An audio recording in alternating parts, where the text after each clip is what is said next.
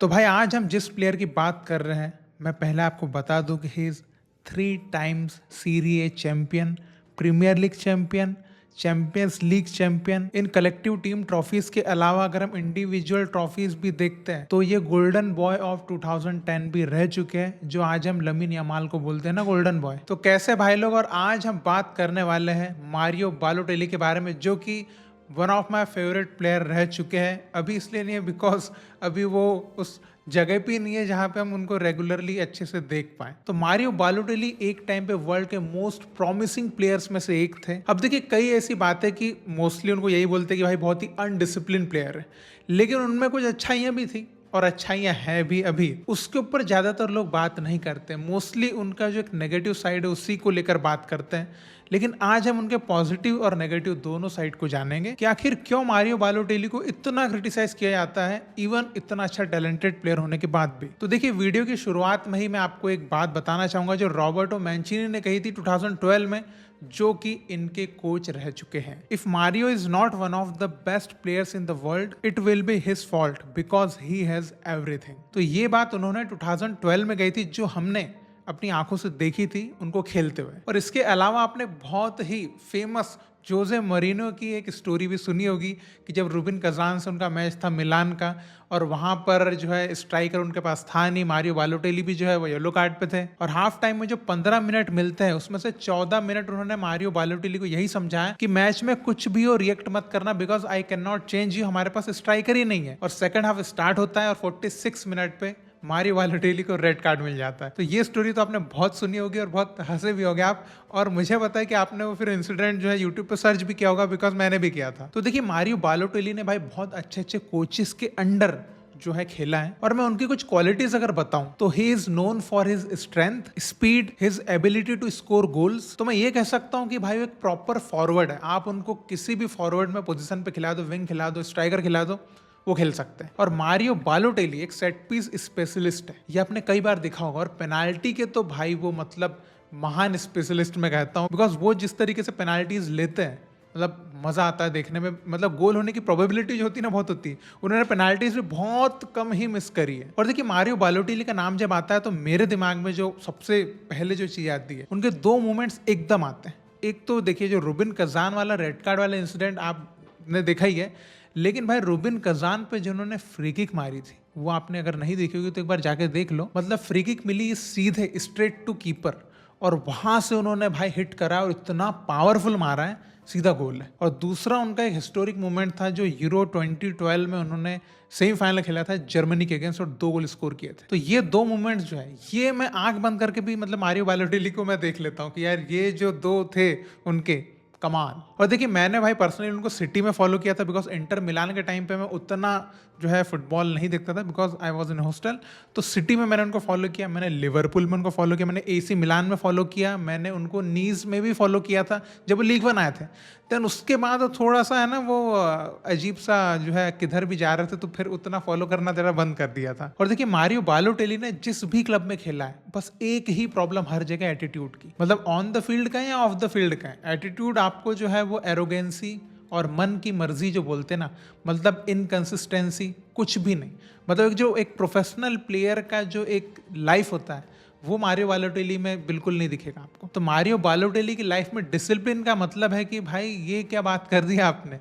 तो ये है मारियो बालोटेली। लेकिन और सोचेंगे भाई, जब इतना इनडिसिप्लिन प्लेयर है फिर भी इतना सक्सेस कैसे अचीव किया भाई, क्योंकि क्वालिटी तो थी बंदे में। अब देखिए, हम थोड़ा उनकी बात करते हैं कि इंटर मिलान में जब वो खेल रहे थे, जब जोजे मरीनो उनके कोच थे, और वो उनका पहला क्लब था जो सीरी ए जो उन्होंने खेला था। उसके पहले वो लोअर डिवीजन में क्लब में खेले थे, लेकिन इंटर मिलान से उन्होंने सीरी ए में स्टार्ट किया था। और मैं आपको ये बता दूं भाई कि वो यंगेस्ट इंटर मिलान के प्लेयर थे जिन्होंने चैंपियंस लीग में गोल स्कोर किया था।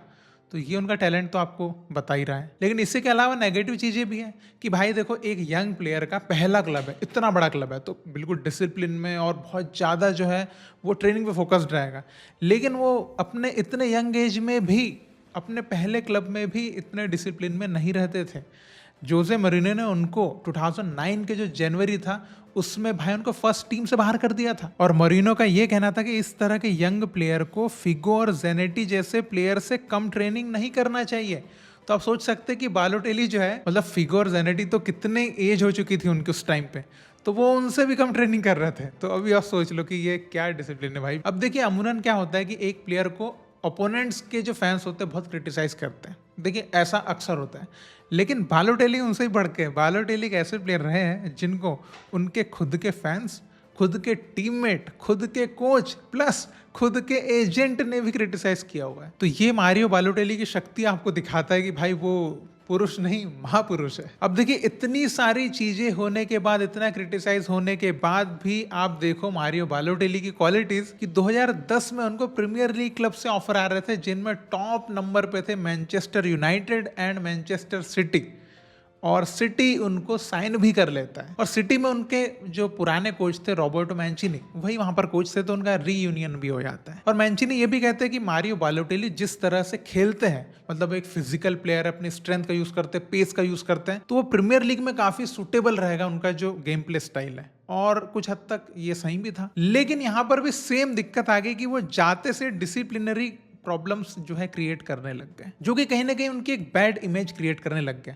लेकिन देखिए इसके अलावा भी वो बीच बीच में कुछ ना कुछ अच्छा कर जाते थे, जैसे कि 2011 का जो FA कप फाइनल था उसमें भाई मैन ऑफ द मैच बनते हैं और मैन सिटी को 35 ईयर्स में पहली ट्रॉफी जिताने में हेल्प करते हैं। और 2012 का प्रीमियर लीग कैंपेन तो आपको पता ही होगा जिसमें मैन सिटी जीती थी, तो इसमें भी मारियो बालोटेली का बहुत बड़ा योगदान था भाई। आपको अगर ना पता हो तो आपने देखा था होगा, सर्जियो एग्यूरो जो है 94th मिनट पे QPR पे गोल मारते हैं, वो असिस्ट किसका है? वो असिस्ट है मारियो बालोटेली का, सुपर मारियो का। तो देखिए जितने भी अच्छे अच्छे काम हुए हैं मैन सिटी के लिए, उसमें भाई मारियो बालोटेली का इन्वॉल्वमेंट एकदम पीक पे है। तो देख लो कितने इंपॉर्टेंट प्लेयर भी थे, भले वो कितना आप नेगेटिव बोलो या उनकी कितनी बैड इमेज बोलो, बैड बॉय थे लेकिन गुड बॉय भी थे। तो दो बहुत ही इंपॉर्टेंट ट्रॉफीज जो है मैन सिटी ने जीती, उनमें क्लियरली मैं बोल सकता हूं कि मारियो बालोटेली का इन्वॉल्वमेंट था। और देखिए बालोटेली के लिए एक और चीज कही जाती है कि वो स्पॉट किक के लिए भी है ना अपने टीममेट से बहुत झगड़ते थे, और ये मेनली एक तो इंटर मिलान में आपने देखा होगा एंड लिवरपूल के टाइम जब वो थे उसमें आपने देखा होगा कि पेनाल्टीज लेने के लिए भाई, चाहे वो सीनियर प्लेयर हो, लेजेंडरी प्लेयर हो टीम का, उनको कोई फर्क नहीं पड़ता, मैं मारूंगा, ये उनके अंदर जो था ना। तो देखिए मैं पेनाल्टीज के लिए तो बोल भी सकता हूँ कि भाई बंदे के अंदर कॉन्फिडेंस था, तो वो क्वालिटी भी थी कि पेनाल्टी मिस बहुत ही रेयरली होती थी, जो भाई हमने खुद विटनेस करी है। और देखो जब उन्होंने लिवरपूल साइन किया था, तो एक तो लिवरपूल के बारे में उन्होंने बाद में ऐसा बोला था कि उनके वर्स्ट मिस्टेक थी लिवरपूल ज्वाइन करना, लेकिन देखिए मैं इसको वर्स्ट मिस्टेक नहीं बोलता हूँ। 16 मिलियन जो है वो अपने दांव पे लगाए थे, 16 मिलियन का ट्रांसफर लिया था। देन एक और बहुत बड़ी बात थी कि सुआरेज का रिप्लेसमेंट मान के लिया था बालोटेली को। तो सुआरेज क्या क्वालिटी था मतलब भाई, और यहाँ पर उनको रिप्लेसमेंट के रूप में लिया था, तो कितनी बड़ी रिस्पॉन्सिबिलिटी थी। तो वो इन्होंने भाई उसको करना था, बट वो कर ही नहीं पाए एक्चुअली में, तो वो अपनी तरफ से फेल रहे, बट बाद में उन्होंने ब्लेम किया क्लब को। तो वहाँ पे भी टीममेट के साथ भी उनका सही नहीं जम रहा था, एंड जो ब्रेंडन रोजर्स जो कोच थे उनके साथ भी सही नहीं जम रहा था, तो लोन पे चले गए थे AC मिलान। फिर AC मिलान जब वो गए थे तो इधर जो है वो क्लोप कोच बन गए थे, और क्लोप तो आपको पता है कि भाई डिसिप्लिन चाहिए बंदे को। तो AC मिलान में जब उनका लोन टेन्योर खत्म होता है, तो भाई वो इधर वापस भी आए, तो क्लोप ने उनको जो प्री सीजन टूर होता है और या कोई फ्रेंडली मैचेस होता है उनको इंक्लूड ही नहीं किया स्क्वाड में। तो वो खुद ही समझ गए कि भाई इधर मेरी जगह है ही नहीं, ये बंदा मेरे को नहीं खिलाने वाला।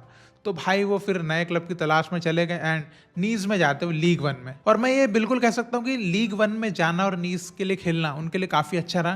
पहला सीजन तो नहीं, दूसरा सीजन उन्होंने काफी अच्छा खेला, और 2014 वर्ल्ड कप के बाद 2017 में उनको इटली टीम का रिकॉल मिल गया था, तो नीज में जाना उनके लिए काफी अच्छा रहा। और देखिए एक और चीज ये भी रही है कि वो जिस क्लब में भी खेले वहां उनको रेशियल अब्यूज भी मिला है, और इसके बावजूद भी मैं एक और ये चीज कह सकता हूँ कि भाई एक उनका अच्छा साइड भी था कि वो इन सब चीजों से डिमोटिवेट ना होके परफॉर्मेंस देते थे। हालांकि उनके परफॉर्मेंस में कंसिस्टेंसी नहीं होती थी, ये बहुत बड़ी प्रॉब्लम थी जो कि इनडिसिप्लिन की वजह से थी। तो एट द एंड प्रॉब्लम वहीं आ जाती है कि डिसिप्लिन कहाँ है। और देखिए इतना रेशियल अब्यूज मिलने के बाद भी एक चीज मैं बहुत अच्छी कह सकता हूँ बालोटेली के लिए, कि भाई वो फर्स्ट ब्लैक प्लेयर थे जिन्होंने इटली के लिए किसी मेजर टूर्नामेंट में पार्टिसिपेट किया था, यानी कि यूरो कप में, वर्ल्ड कप में, और अच्छा खासा परफॉर्म भी किया था। तो देखिए काफ़ी नेगेटिव चीज़ें भी मारियो बालोटेली के लिए और काफ़ी अच्छी चीज़ें भी है, लेकिन अच्छी चीज़ें थोड़ी कम है क्योंकि हर क्लब में भाई इशूज़ बहुत ज़्यादा, पंगे बहुत रहे हैं इनके। अब देखिए इनके अगर मैं कुछ अच्छे सीजन्स की बात करूँ ना, तो वो बहुत अच्छे भी रहे हैं। 2011 का मैन सिटी का जो सीजन रहा है इनका, 23 गेम्स एंड 13 गोल, काफी अच्छा सीजन रहा था। देन 2012 का जो एसी मिलान का सीजन था उसमें 13 गेम्स एंड 12 गोल्स, तो ये तो बहुत ही शानदार सीजन निकला था इनका। देन 2017 का जो नीज में लीग वन में उनका सीजन था वो भी उनका one of the best season था, 28 गेम्स एंड 18 गोल्स, और उनको इटली का कॉल अप भी मिला था। तो देखिए बात घूम फिर के वहीं आती है कि मारियो बालोटेली सच में भाई प्रॉमिसिंग प्लेयर तो थे, क्योंकि 2010 में गोल्डन बॉय जो बन रहा है, देन कुछ सालों में भाई वेनिस हो जा रहा है। जो टॉप मार्केट था, टॉप यूरोपियन प्लेयर्स का जो पूल होता था उसमें वो नहीं दिखता था। तो ये वजह क्या थी? अगर वो अपनी डिसिप्लिन पे थोड़ा वर्क करते ना, जो कि स्टार्टिंग में रॉबर्टो मैंचिनी ने भी कहा, जोजे मरीनो ने भी कहा, और इंटर मिलान के लेजेंडरी जेनेटी जो है उन्होंने भी कहा था कि ये बंदा अगर भाई फोकस करे पिच पे क्या करना है उस पर, तो बहुत आगे निकल सकता है। लेकिन मारियो बालोटेली जो है वो थोड़ा एक टाइप के सन की टाइप के मैं बोल सकता हूँ कि अपने मन की, मतलब कोई फर्क नहीं पड़ता किसी से, और आज भी वो वैसे ही है। और इवन अभी सुनने में आया था बीच में इंडियन सुपर लीग में आने वाले थे, but because of disciplinary issues Kerala blasters ने लिया नहीं। लेकिन इसके बावजूद भी मैं ये कह सकता हूँ भाई कि स्टिल जो बंदा है टॉप डिवीजन ही फुटबॉल खेल रहा है। अभी भी देख लो लास्ट जो है वो 2024 सीरिए जिनेवा एफसी में थे, और अभी उनके कुछ रूमर्स चल रहे हैं कि मे बी ए लीग में जा सकते हैं, या सीरिए में ही एक दूसरा क्लब है वेनेजिया, उसमें भी वो जा सकते हैं। ऐसे कुछ रूमर्स निकल के आ रहे हैं। अब देखते हैं कहाँ वो जाते हैं, बिकॉज अभी एज 34 है। ऐसी भी एज नहीं है कि मतलब थर्ड सेकंड डिवीजन खेलने की जरूरत नहीं है, अभी टॉप डिवीजन खेल सकते हैं और क्वालिटीज है। लेकिन अब हम ये उम्मीद नहीं रख सकते कि भाई वो अपने डिसिप्लिन पे वर्क करेंगे, कंसिस्टेंसी वर्क करेंगे, ये नहीं कर सकते, बिकॉज 24 की एज में सोचते तो कर सकते थे, बट अभी आप बोलेंगे 34 में ये बदल भाई, ये नहीं हो पाएगा। मतलब भाई जोजे मोरिनो आपको ये बोले कि भाई ये काम कर ले, वो कर ले, तू ये ऐसा प्लेयर बन जाएगा। रॉबर्टो मैंचिनी किसी बंदे को बोल रहा है, किसी प्लेयर को बोल रहा है, भाई वो बंदा तो दिन रात एक कर देगा। बट आप ये सोचो मारियो बालोटेली क्या है, मतलब इतने टॉप कोचेस भाई बंदे को समझा रहे हैं, बोल रहे हैं, लेकिन नहीं, मैं तो मेरी मन की करूंगा, तुम देख लो भाई अपना। तो लेट से भी मारियो बालोटेली किस क्लब को साइन करते, क्या वो ए लीग में जाते या सीरी ए में ही खेलते हैं, बट मैं भाई ये कह सकता हूँ मेरे one of the favourite player में से एक है भाई मारियो बालोटेली। भले वो अभी किधर खेले, लेकिन कुछ कुछ जो उनकी चीजें हैं, जैसे फ्री किक वगैरह हो गई, गोल स्कोरिंग एबिलिटीज हो गई, ये शानदार रही है, ये मैं आज भी पसंद करता हूँ। अभी भी अगर आप उनके कुछ हाईलाइट्स देख लो, अभी रिसेंट वाले भी, तो आपको मजा ही आएगा। तो मैं आपसे जानना चाहूंगा मारियो बालोटेली के बारे में आप क्या कहना चाहेंगे, और आपका फेवरेट मोमेंट कौन सा है, या सबसे खराब मोमेंट भी कौन सा है। एक खराब में तो मैं ये बोल सकता हूँ कि एक तो रोनाल्डो से उनकी फाइट, अगर आप रोनाल्डो फैन होंगे तो आप वाला मोमेंट याद कर सकते हैं, और एक जो वो गए थे यूएसए के टूर पे मैन सिटी के साथ, और एक अजीब सा एक फिनिशिंग टाइप का पता नहीं क्या किया था उन्होंने, जिसपे उनको तुरंत सब्स्टिट्यूट भी कर दिया था। ये तो उनके बहुत ही खराब मोमेंट में से एक है। तो आप बता सकते हैं आपका फेवरेट या खराब जो भी मोमेंट आपने देखा हो मारियो बालोटेली का, आप कमेंट में लिख के बताइएगा। और आगे भी हम ऐसे दिलचस्प फुटबॉल की बातें करते रहेंगे, तो आप चैनल को सब्सक्राइब कर सकते हैं। तो हम फिर मिलेंगे। जय हिंद।